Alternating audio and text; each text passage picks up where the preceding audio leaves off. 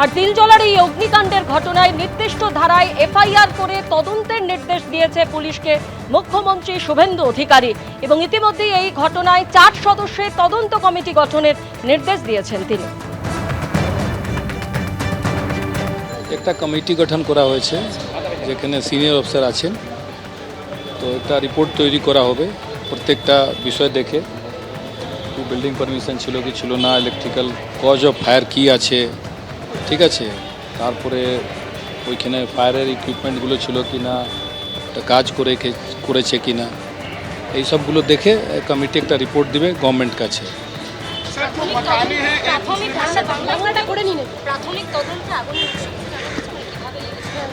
মনে হচ্ছে ইলেকট্রিক্যাল আছে মনে হচ্ছে, কিন্তু এখনও ওই ইলেকট্রিসিটি ডিপার্টমেন্ট থেকে যে আছেন না ওনারা আসবেন আর ওনারা ফাইনালি এসার্টেন করবেন, তখন বলা যাবে।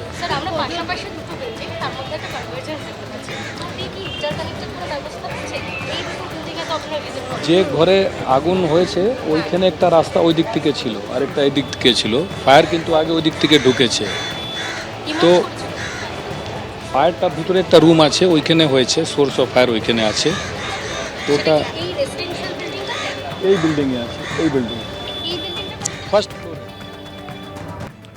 তিলজলায় চামড়ার কারখানায় আগুনে 2 জনের মৃত্যু। আগুনে ঝলসে কারখানায় 2 কর্মীর মৃত্যু হয়, 3 জন গুরুতর জখম।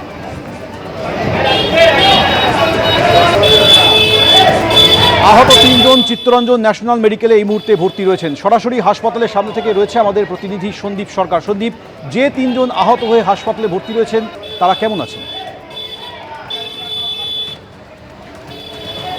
দেখো, 3 জনের মধ্যে 2 জনের শারীরিক অবস্থা কিন্তু অত্যন্ত সংকটজনক, যে কারণে তাদেরকে ভেন্টিলেশনে রাখতে হয়েছে। আরেকজনকে বার্ন ওয়ার্ডে রাখা হয়েছে, তার অবস্থা অতটা গুরুতর না হলেও এখনও বিপদমুক্ত যে হয়েছেন তিনি সেমনটা চিকিৎসকেরা বলছেন না। যে 3 জন হাসপাতালে ভর্তি আছেন তার মধ্যে একজনের নাম গৌর সর্দার, তার বাড়ি হারোয়ার কুলগাছি গ্রামে। আরেকজন মোহাম্মদ ইবরার, তার বাড়ি তিলজলাতে মসজিদ বাড়ি লেন এলাকায়। বার্ন ওয়ার্ডে রাখা হয়েছে মোহাম্মদ তানভীর নামে আরেক শ্রমিককে, তার বাড়ি পার্ক সার্কাস এলাকায়। এছাড়া 2 জনের মৃত্যু হয়েছে, হাসপাতালে আনার পর চিকিৎসকেরা মৃত বলে ঘোষণা করেন।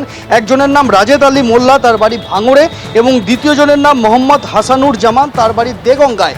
এই 2 জন এবং তার সঙ্গে অন্য যে 3 জন ছিলেন তারা আজকে দুপুরবেলায় যখন মধ্যাহ্নভোজের জন্য সেখানে আধ ঘন্টার বিরতি হয়েছে, সে সময় ওই যে কারখানা ব্যাগ তৈরি হতো সেখানেই তারা ছিলেন। অন্যান্য সহকর্মীরা বলছেন তারা এসে দেখতে পান যে আগুন জ্বলছে এবং পরবর্তীতে শৌচাগার থেকে এই 5 জনকে উদ্ধার করা হয়, তার মধ্যে 2 জনকে চিকিৎসকেরা মৃত বলে ঘোষণা করেন হাসপাতালে। সন্দীপ, অর্থাৎ 2 জনের মৃত্যু হয়েছে, 3 জন আহত হয়ে হাসপাতালে ভর্তি রয়েছে। ধন্যবাদ। এবিপি আনন্দ, এগিয়ে থাকে, এগিয়ে রাখে।